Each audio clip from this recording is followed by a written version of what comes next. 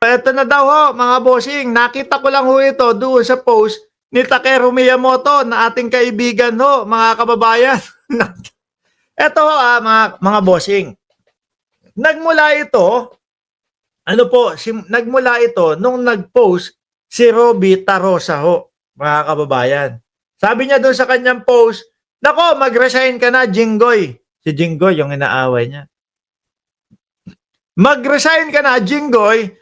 Kung pag hindi ka nag-resign, ilalantad ko kung ano yung pagkatao mo. May sinasabi pa nga siya yung double life or something like. Kanina hong nag-vlog tayo. Kagabi hong nag-vlog tayo, mga kababayan. Nag-ano kami dito, nag-chat GPT kami dito. No? Bukod sa chat GPT, nag-google kami, hinahagilap namin kung ano po ang ibig sabihin ng sinasabi ni Robby Tarosa na botomesa ka. Nakita namin, nakita ho namin, mga kababayan.